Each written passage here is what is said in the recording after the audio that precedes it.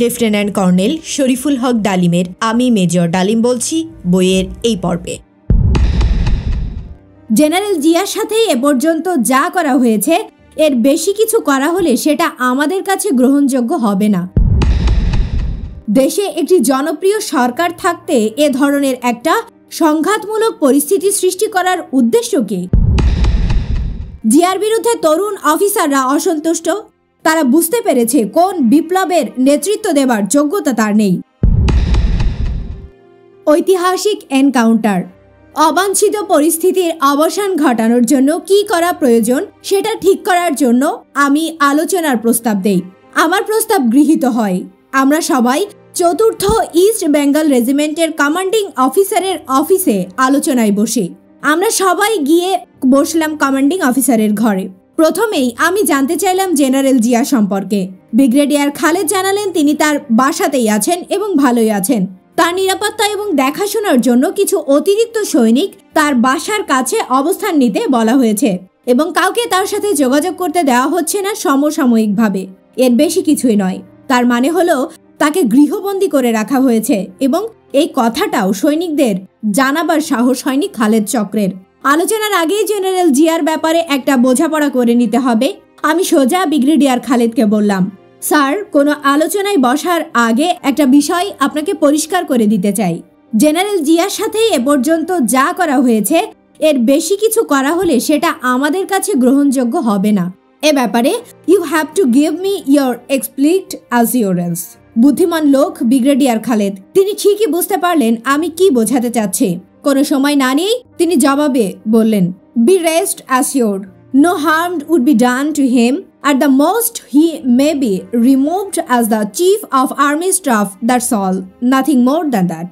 আলোচনা শুরু হলো। এদিকে আমি ও নূর, অন্যদিকে ব্রিগেডিয়ার খালেদের নেতৃত্বে ওদের তরফের উপস্থিত প্রায় সবাই।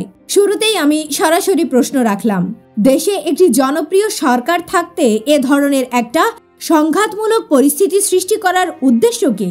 আমার প্রশ্নে উপস্থিত সবাই কেমন যেন থমকে গেলেন। মনে মনে সবাই প্রশ্নের উপযুক্ত জবাব খুঁজে পেতে চেষ্টা করছিলেন।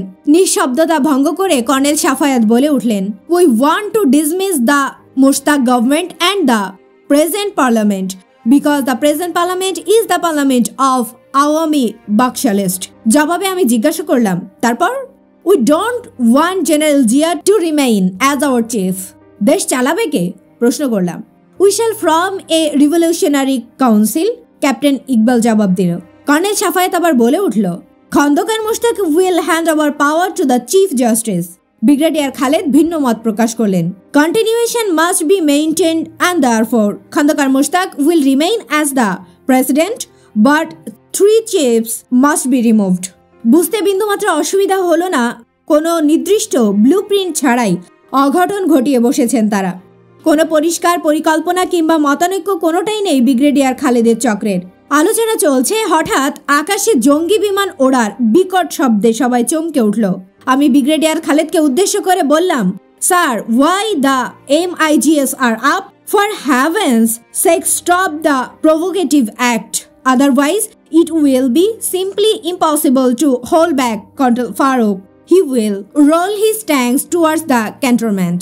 ব্রিগেডিয়ার খালেদ টেলিফোন রিসিভার উঠিয়ে নিয়ে এয়ারফোর্স কন্ট্রোলের সাথে যোগাযোগ করে জানতে পারলেন স্কোয়াড্রন লিডার লিয়াকত নিজের উদ্যোগেই মিগ নিয়ে আকাশে উড়েছে। খবরটা জেনে তখনই এয়ার ট্রাফিক কন্ট্রোলের মাধ্যমে লিয়াকতকে অবিলম্বে নেমে আসার নির্দেশ দিয়ে তাকে চতুর্থ ইস্ট বেঙ্গল হেডকোয়ার্টার্সে আসার জন্য বললেন। রিসিভার নামিয়ে রাখার পরপরই মেস ওয়েটার এসে জানালো প্রাতরাশের বন্দোবস্ত করা হয়েছে। গরম গরম আলু ভাজি, ডালপুরি এবং চায়ের বন্দোবস্ত করা হয়েছে রেজিমেন্টের ফিল্ড মেসে। ব্রিগেডিয়ার খালেদ আমন্ত্রণ জানালেন নাস্তার জন্য। নাস্তা শেষ করে বেরিয়ে এসেছি, হঠাৎ নজরে পড়ল কর্নেল মান্নাফ ইউনিফর্ম পরে দাঁড়িয়ে আছেন। ব্রিগেডিয়ার বেরিয়ে আসা মাত্রই তিনি তার দিকে ত্রস্ত পায়ে এগিয়ে এসে স্যালুট করে বললেন, Khaled, you are the boss. I salute you as the disciplined soldier and I am with you. তার ব্যবহার দেখে ভাবলাম কি বিচিত্র চরিত্রের মানুষ এই কর্নেল মান্নাফ। 15ই আগস্ট সকালে ঠিক একই কায়দায় তিনি আমাকে একই কথা বলেছিলেন। সেদিন একজন সিনিয়র অফিসার হিসাবে তার ওই ধরনের ব্যবহারে আমি বেশ বিব্রত বোধ করেছিলাম। সামান্য একটা চাকরির জন্য আত্মসম্মান যারা বিকিয়ে দিতে গিয়ে গিরগিটির মতো রূপ পাল্টাতে পারেন সেই সমস্ত দুর্বল চরিত্রের অফিসারদের পক্ষে কখনোই তাদের অধীনস্থ সহকর্মীদের কাছ থেকে শ্রদ্ধা এবং আনুগত্য লাভ করা সম্ভব নয়। তার ওই ধরনের গায়ে পড়া মোসাহেবিপানা সবার কাছেই হাস্যকর মনে হয়েছিল। ব্রিগেডিয়ার খালেদ তার কথার কোনো জবাব দেবার প্রয়োজন বোধ করলেন না। মুচকি হেসে আমাদের লক্ষ্য করে বললেন, let's get down to business, we have to discuss a lot. আমরা সবাই আবার গিয়ে বসলাম আলোচনায়। আলোচনা পুনরায় শুরু হওয়ার পর কর্নেল সাবিউদ্দিন এসে আলোচনায় শরিক হলেন। তুমি অযৌক্তিকভাবেই সব ঘটনার জন্য আমাকেই দোষারোপ করছো। যা ঘটেছে তার জন্য শুধুমাত্র একা আমি দায়ী নই। জিয়ার বিরুদ্ধে তরুণ অফিসাররা অসন্তুষ্ট। তারা বুঝতে পেরেছে কোন বিপ্লবের নেতৃত্ব দেবার যোগ্যতা তার নেই। মোশতাক এবং জিয়ার উপর বীতশ্রদ্ধ, তাই তারা এই পদক্ষেপ নিয়েছে এদের বিরুদ্ধে বলেই brigadier Khaled, colonel Shafaat, major Hafiz, captain Iqbal, captain Naser, captain Kabir প্রমুখদের দিকে হাত দিয়ে ইশারা করলেন। এদের অনুরোধেই আমাকে এখানে আসতে হয়েছে। বুঝলাম তীক্ষ্ণ বুদ্ধির অধিকারী চতুর ব্রিগেড খালেদ অতি কৌশলে গা বাঁচিয়ে অন্যদের কাঁধে বন্দুক রেখে নিজের উচ্চাভিলাষ চরিতার্থ করার উদ্যোগ নিয়েছেন। জেনারেল জিয়াকে সরিয়ে তার স্থলাভিষিক্ত হয়ে যোগ্য নেতৃত্ব দেবার দায়িত্বটা কি আপনিই নেবেন স্যার?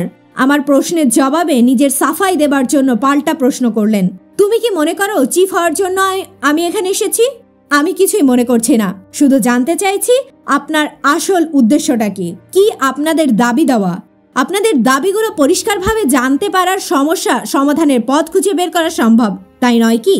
ক্ষমতার লড়াই এবং রক্তপাত বন্ধ করার উদ্দেশ্যেই তো ছুটে এসেছি আমিও নূর। ইনশাল্লাহ দেশ ও জাতিকে ধ্বংসের হাত থেকে বাঁচাবই যে কোনো ত্যাগের বিনিময়ে। আমার বক্তব্য শেষ হতেই ল্যান্সার্সের ক্যাপ্টেন নাসের উঠে বলল, yes, we want brigadier Khaled to be our chief. Yes yes, উৎসাহী সমর্থন শোনা গেল কিছু তরুণ অফিসারের গলায়। ঠিক সেই সময় ডিউটি অফিসার খবর নিয়ে এলো স্কোয়াড্রন লিডার লিয়াকত এসেছেন। ব্রিগেডিয়ার খালেদ ডিউটি অফিসার কে বলল লিয়াকতকে ভিতরে পাঠিয়ে দিতে। লিয়াকত ঘরে ঢুকে সেলুট করতেই ব্রিগেডিয়ার খালেদ জিজ্ঞাসা করলেন, what's up man, why did you took off? Sir, I got information that Colonel Farooq had started up his ranks at the racecourse and was moving towards the cantonment. That's why I went up. ডালিম, তুমি বলছো রক্তক্ষরণ বন্ধ করার জন্যই তোমরা এখানে এসেছো, অথচ তোমাদের একজন ক্যান্টনমেন্ট আক্রমণের পায়তারা করছে। Isn't a contradiction? How can you justify this? Sir, please have trust me. Let me check what is happening. I assure you, sir, nothing of that kind would ever happen. বলেই পাশের ঘরে গিয়ে telephone তুলে নিলাম colonel রশিদের সাথে যোগাযোগের জন্য। ঘরে ঢুকে দেখি এয়ার ভাইস মার্শাল তৈয়বকে ইতিমধ্যেই ধরে আনা হয়েছে। বিমর্ষ চিত্তে নির্বাক হয়ে বসেছিলেন তিনি। পাশেই Naval chief rear admiral MH খানও বসে আছেন দেখলাম। তারও একই অবস্থা, শঙ্কা উদ্বেগ, দুজনে ফ্যাকাশে হয়ে গেছেন। আমাকে দেখে তারা দুজনেই যেন ধরে প্রাণ ফিরে পেলেন। এয়ার চিফ ত্রস্ত হয়ে এসে কাপা গলায় জিজ্ঞেস করলেন, ডালিম তুমি এখানে? কি হচ্ছে বলো তো? প্রশ্নের জবাবে শুধু বললাম, স্যার ঘাবড়াবেন না, টেক ইট ইজি, চুপচাপ বসে দেখেন কি হচ্ছে। টেলিফোন তুলে নিয়ে বঙ্গভবনে কর্নেল রশিদের সাথে যোগাযোগ করলাম। রশিদ, ডালিম বলছি, ৪র্থ ইস্ট বেঙ্গল হেডকোয়ার্টার্স থেকে। এখানে brigadier Khaled, colonel Shafaat, major Hafiz, captain Iqbal এবং অন্যান্য অনেকেই উপস্থিত রয়েছেন। এয়ার ভাইস মার্শাল তৈয়ব এবং রিয়ার অ্যাডমিরাল MH খানও আছেন। জেনারেল জিয়াকে তার বাসাতেই রাখা হয়েছে, আমার সাথে নূরও রয়েছে। আলোচনা চলছে। ব্রিগেডিয়ার খালেদের নির্দেশে লিয়াকত মিগ উড়ানো বন্ধ করে এখানে ফিরে এসেছে। তারা অভিযোগ করছেন কর্নেল ফারুক নাকি তার ট্যাঙ্ক বহর নিয়ে ক্যান্টনমেন্ট আক্রমণের জন্য প্রস্তুতি নিচ্ছে। যদি খবর সত্যি হয়ে থাকে তবে এ ধরনের উদ্যোগ নিতে নিষেধ করো। No tanks should roll down the street whatsoever. ওদের দাবি দাবা জেনে নিয়ে আমি আসছি বঙ্গভবনে as soon as possible. Brigadier খালেদকে বলেছি রক্তক্ষয়ী সংঘাতের হাত থেকে দেশকে ও জাতিকে বাঁচাবার শান্তিপূর্ণ উপায় খুঁজে বের করার উদ্দেশ্যে আলোচনার জন্য আমি নূর এসেছি। তারা আলোচনায় যখন রাজি হয়েছেন এবং আলোচনা চলছে, সেক্ষেত্রে you have to assure that no provocative action indeed from our side. Please talk to Farooq and tell him to restrain himself. আমি এক্ষুনি কর্নেল ফারুকের সাথে যোগাযোগ করে তাকে বলছি এ ধরনের কোনো উদ্যোগ না নিতে, জবাব দিল কর্নেল রশিদ। কনফারেন্স রুমে ফিরে এসে ব্রিগেডিয়ার খালেদকে উদ্দেশ্য করে বললাম, don't worry sir, colonel Farooq will not move his tanks. আমার কথা শোনার পর ব্রিগেডিয়ার খালেদ তাদের একজনকেই জিজ্ঞাসা করলেন, where is air marshal Tawab? He is here sir, জবাব দিল অফিসার। ব্রিং হিম ইন, নির্দেশ দিলেন ব্রিগেডিয়ার খালেদ। AVM তোয়াবকে নিয়ে আসা হলো কনফারেন্স রুমে। ভিতরে ঢুকে সবাইকে দেখে তিনি কিছুটা ভীত সন্ত্রস্ত হয়ে পড়লেন। ব্রিগেডিয়ার খালেদকে উদ্দেশ্য করে বলে উঠলেন, well Khaled, would you please tell me why our air chief has been brought here is in such a disgraceful way? What's happening? Where do I stand? Am I still the chief? তার কথা শেষ না হতেই ক্রোধে chair ছেড়ে উঠে গর্জে উঠল squadron leader Liaquat. Shut up you! You are no more the chief. I have taken over the command of the Air Force. লিয়াকতের কথার ধরন স্লিপিং স্যুট পরিহিত AVM তোয়াব কুকড়ে গিয়ে বসে পড়লেন খালি একটা চেয়ারে। Make him sit in some other place, বললেন ব্রিগেডিয়ার খালেদ। তার আদেশে জনাব তোয়াবকে আবার পাশের ঘরে নিয়ে যাওয়া হলো। এই ড্রামার পর আবার আমাদের আলোচনা শুরু হলো। ব্রিগেডিয়ার খালেদ বললেন, ডালিম, আমাদের দাবি 4টি। 1. খন্দকার মোশতাকি প্রেসিডেন্ট থাকবেন। 2. বর্তমানে 3 চিফ অফ স্টাফকে অব্যাহতি দিয়ে তাদের জায়গায় গ্রহণযোগ্য নতুন চিফ অফ স্টাফ নিয়োগ করতে হবে আর্মি, এয়ারফোর্স এবং নেভিতে। 3. আর্মিতে চেইন অফ কমান্ড রিএস্টাবলিশ করতে হবে। বঙ্গভবন এবং শহর ডিপ্লয় সমস্ত ট্রুপস এবং ট্যাঙ্কস ক্যান্টনমেন্টে ফিরিয়ে নিয়ে আসতে হবে। 4. বাকশালী শাসনতন্ত্র বাতিল ঘোষণা করে বর্তমানের সংসদ ভেঙে দিতে হবে। বহুদলীয় নির্বাচনের পর নির্বাচিত গণপ্রতিনিধিরা নতুন শাসনতন্ত্র প্রণয়ন করবেন।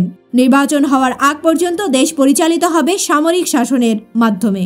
বুঝতে পারলাম বর্তমানে জনগণের মানসিকতা এবং গ্রহণযোগ্যতার কথা চিন্তা করেই দাবিগুলো নির্ধারণ করা হয়েছে।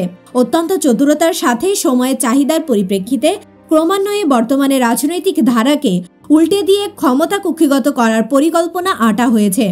এ ধরনের সূক্ষ্ম পরিকল্পনা শুধুমাত্র ব্রিগেডিয়ার খালেদ এবং তার দোসরদের কাজ নয়, এবং এর পিছনে যে অজানা চাণকেরা রয়েছেন সেটা বুঝতে মোটেও কষ্ট হলো না আমার।